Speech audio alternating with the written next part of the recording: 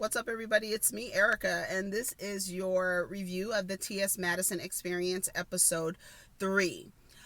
Okay, overall, I love the episode. It was basically about, there was two things that the theme of the episode was Maddie trying to resist clapping back at someone, and then another part of it was giving you a glimpse into how she feels about witnessing violence against trans women. So that was most of the theme of the episode. And then her making up with Oliver was really cute. So Miss Mary is in her turban with her little hair flipped out on the outside, she was looking so cute with her turban. My grandmother used to wear turbans all the time. So cute. Anyway, so she was sitting there and she was like saying how she needed to keep busy or whatever. So Madison says she wants to do something with the basement, and she wants to make the basement into a studio to where she can do all of her different shows that she has. I think it's a great idea. I think it is a great idea. And so Miss Mary tells Madison that that's why she hasn't been touched in a long time, and that's why she's able to hear God. And when because Maddie says, I haven't had anybody in a long time. And Miss Mary said, well, that's why God can hear her, because she hasn't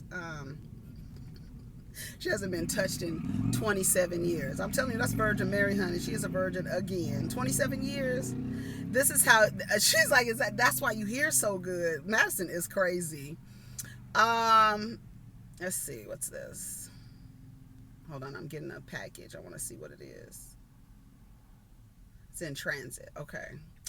So Craig and Madison are outside working out. And I thought about, I've never seen Maddie outside. I think I did see her outside one time during, she was somewhere, I think she was in LA having a salad with somebody, sitting with somebody having a salad, and she was outside. But I had never seen Maddie. I was like, I've never seen Maddie outside, like outside. So her and Craig were working out and they were having a conversation. And he's talking about, she's been really good at being self-reflective and looking at herself and, growing from her errors or whatever. So she was telling Craig, y'all were kind of messing with me the other day, on the last episode. And she was like, money is a trigger for me when y'all say things about money, because I've been broke, I've been homeless, and that's a real trigger for me when somebody starts talking about money. And so she says, I really want my team back. We have a magic about us.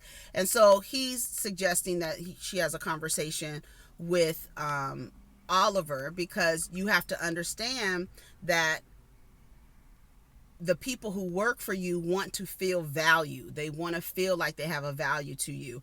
And she was like, but I've seen this vision for a long time. And he's like, well, you still have to be open to feedback. And, I love that Craig and Madison have that relationship. They do bicker, which is so cute, but it's like he's there to kind of like bring her back to center. He's very smart. Craig is very smart on a spiritual level. And so the way that he speaks to Maddie is it's like with love. You can tell that it's very much so with love. So we get in the next scene, and the next scene is about Maddie is watching some violence against a trans woman.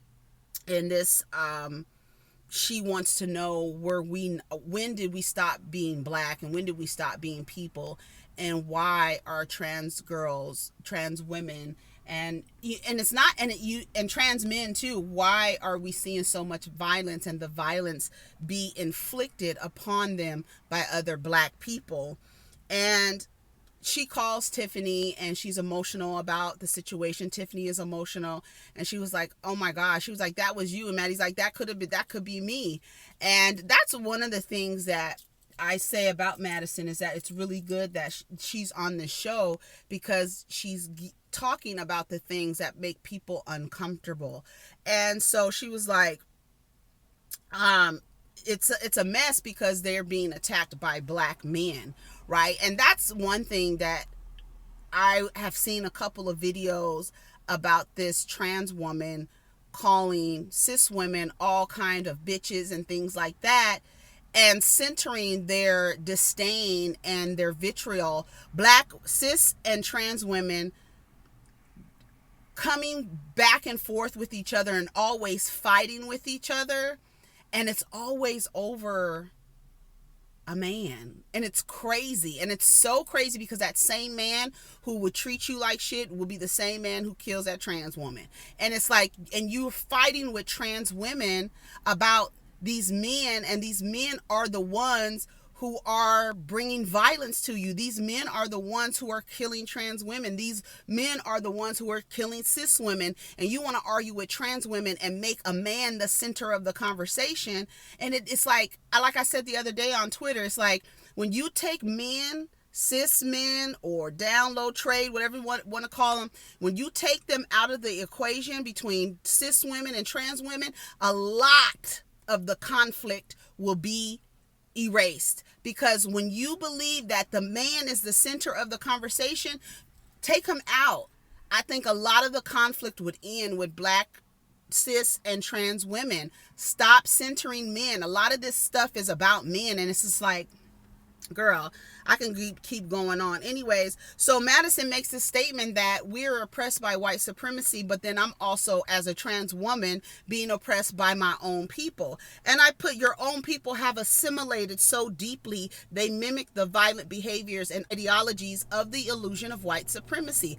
At the base of all of this foolishness, at the base of colorism, at the base of homophobia, at the base of transphobia, at the base of racism, the root of that is the illusion of white supremacy. And the fact that black people, cis black people, heterosexual black people, continue to inflict violence on trans people in however ways they want to do it, all you're doing is the white man's work. That's all you're doing. That's all you're doing. You are taking on the same tactics. You are putting the same armor on when you go out and fight, that you're fighting for white supremacy, whether you believe it or not. That's what you are doing. So Madison says she wants to do something to be impactful. So she wants to actually talk about it. Miss Mary and Maddie are sitting down having a conversation. Maddie's putting on her makeup, and it was so funny because I was looking at Miss Mary's robe, and I was like, that robe is cute. And then right when she said it, Maddie said, look at you sitting over there in your robe. She had her robe on. You know, Diva loves a robe, honey. Anyway, so she shares this video of this trans woman being attacked by black men, and her mother says, that's what I'm afraid of. That's what parents of trans and gay children are afraid of. They're afraid of the violence that will be afflicted upon them. And what's crazy is that instead of trying to end the violence, you want to make people suppress their identities so that they don't get violence inflicted upon them, instead of saying tackling the violence, right? It's like, no, you need to change so people are not violent against you. No, you need to stop the violence, not stop people from living in their truth and expressing their truth however way they see fit without harming anybody, right? Stop the violence, not the violence that the person that's being attacked. It's like, you know what I'm saying. Y'all know what I'm saying. Miss Mary says, and those people might be fighting their own demons and just hiding behind the Bible. You know what they do? They use the Bible, they use children to veil their homophobia, their transphobia, their racism. It's always, it's the children. We're always concerned about the children. Like little mama being concerned about Zaya Wade. You don't have no reason to be concerned about Zaya Wade. Zaya Wade has a mother and a father who support her and who are encouraging her and uplifting her while she's going through this part of her identity. The same way that when any other child is growing up, that their parents should be there guiding them. I think one thing that we do in the black community that's fucked up is when children start going through their changes and their transitioning. When I say transitioning, I mean transitioning into adulthood, and they have all these things going on with their bodies, all these feelings that they don't understand. Those are the times where they need supportive parents. Those are the times when they need somebody to usher them and guide them through those mixed feelings and mixed emotions. You don't throw your children away, so you don't have to be concerned with Zaya Wade. Yes, but I understand Miss Mary's point of view where you don't want violence happening against your children. And that's the reason why so many people are like, oh no, I don't want you to come out here. Don't come out. Be mindful of what you're doing, because violence can be inflicted on people just because we see it all the time. Last year, so many trans women were killed by who? Black men. There's so many black women killed by cisgender black women, killed by the hands of black men. So it's like, don't stop the people from existing. Stop the violence that's being inflicted upon them. That's what we need to focus on. It was so funny when, Miss Mary says trans. And so it was funny because she said it, and then you could hear Maddie say, what was that? What is it called? And she says, how can I stand with you when you're beating my people? So she says she wants to have a form, which I think is good. The next morning, she's about to record and the lights go off. She was recording by herself, and she just basically has this forum on StreamYard where people are talking about their experiences of LGBTQIA+, and that people feel like her presence on the internet is really needed for representation, because she's very open about the things that she's experienced in her life. She's very upfront with it, and part of that is living in out loud and bold. That eliminates the fear that some person might have, right? A lot of ignorance is based in fear, right? A lot of ignorance is based in conditioning, societal conditioning. We know what it is.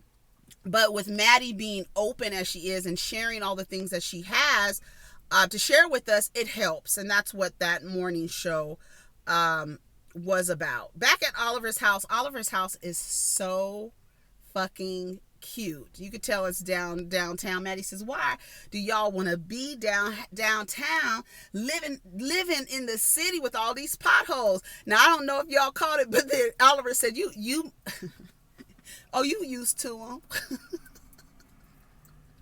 I caught that. But Maddie didn't say nothing. I caught it though. So Oliver made some seafood. I love the product placement because Oliver has a seafood seasoning. So he had it all set up. It was cute. So when she made a statement, Oliver made a statement and said, no, Maddie made a statement about living in the city. And then so Oliver says, yeah, when we get that Maddie money. And so Madison was like, see, there you go.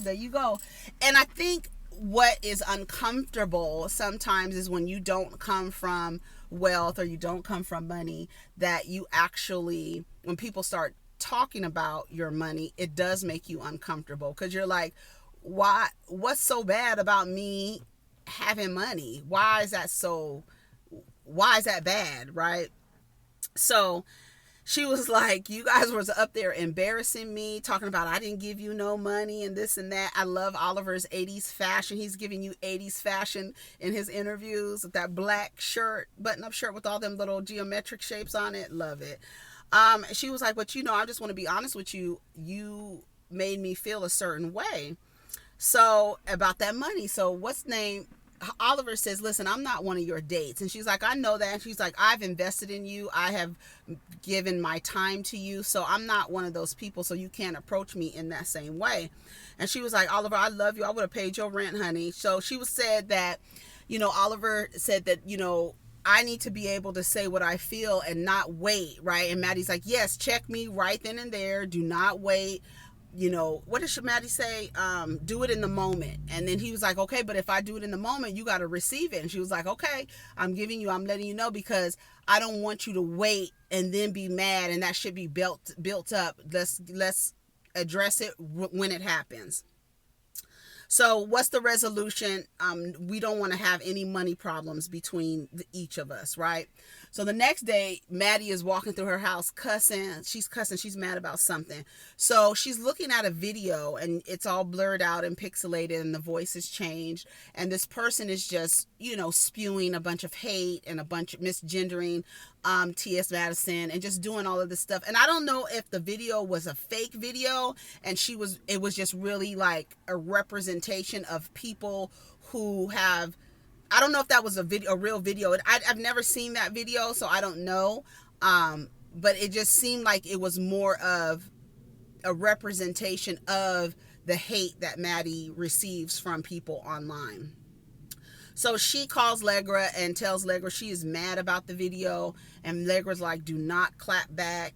I think they're at her house, or no, they're driving, they're in a car driving. She's like, do not clap back. And she was like, you cannot clap back all the time. That's one thing I do love about Maddie. It's like, she doesn't want to do it, but it's just like, girl, y'all be picking and picking and picking and picking, and then get mad when somebody actually says something. And the shit that I don't like is these women these people who pick at Maddie, and then when Maddie says something, all of a sudden they're like, oh my God, I can't believe you said something to me. Then why do you keep doing this? Why do you keep doing this? And when your finger gets bit off, now so all of a sudden it's my fault. Girl, no ma'am. So she's like, I live in an online space, so I can see all of these things, and it really bothers me. And she was like, I know that my name brings clicks and views, and she knows that it does. And so Leg was like, does Beyonce clap back? She was like, no, but I can't help it. So she calls Tiffany. Tiffany tells her, don't clap back either, right? And she was like, when I realized that when I stopped clapping back at people, my bank account grew. And she's like, just record a video and don't put it out. And I've done that a lot of times. I've recorded a video when I'm angry about something, and I won't post it. You just feel like you just got to get it out and address those people, but you don't necessarily have to post it. But I think that Maddie posted it. I think she ended up posting it, right? So Mo and Maddie are doing a morning show, and you could tell Madison really wants to talk about it. Her spirit was down. You could tell she was just like trying to hold her tongue and, not say anything. And she said, basically, if I can't be myself, do I really want to be mainstream? If I cannot set someone's ass on fire, I know that's right. But you could tell that she wants to talk about it, but she can't, because so many people have told her, Madison, you're going to the next level. You cannot respond to these crazy ass people all the time. Anyway, so they come back. Maddie has on this newsprint onesie that is so cute, but she said, bitch, let me explain to you what clap back is. She said, when somebody claps at you and you bring your hands all the way back and you thunder clap, bitch. When I tell you, when she was explaining that whole thing, I got my entire life. I was like, exactly, because you want to do all this clapping, and then when I clap back, then it's a problem. It's a problem. I love how she explained what a clap back was. Shout out to Madison. Anyways, so they're at Legra's house, and Legra puts Madison on the phone with a potential publicist named Pam. And Madison introduces herself, and then Pam was like, oh, okay. Oh, all right. So she's like, how do you deal with people talking shit, right? And she asked the woman, is clapping back, Legra asked the woman, is clapping back hindering Madison's growth? And she's like, you don't need to clap back. You don't, just hold back. Promise me you won't clap back. Madison was like, girl, I don't know. Okay. So, of course, Madison and Chi-Chi are now having a conversation, right? Chi-Chi's like, cuss them hoes out. Cuss their asses out. And she was like, I'm tired of doing this. I'm too old to be clapping back, bitch. Cuss their ass out, Myrtle. And so, Chi-Chi is the one to put a battery in your back, okay? Let me tell you something. I don't know if y'all caught it, but why was Madison cussing out and beating up Lamb Chop? You know who Lamb Chop is, okay? So we go keep it amongst us as family. We know who Lamb Chop is, okay? So it was funny when Chi-Chi had Lamb Chop and Madison was going, boop, boop, cussing that Lamb Chop out. We know what that represents. Anyway, so in the next scene, we see Madison making a video. She's sitting in another room. She's making this video, going off, baby. She was like, should I post the video? She ends up posting the video. And then Legra sees it, and Legra's like, okay, I need a glass of wine after that. So we're going to see what's going to happen with Madison next week. We see the rest of the season looks very interesting. We see is that Madison's father that she's having a conversation with. She goes back to Florida. I guess they're going to do something to her basement, so she's leaving the house maybe. I don't know what's happening, but we'll see. Anyways, y'all take care of each other. Protect your energy. Peace.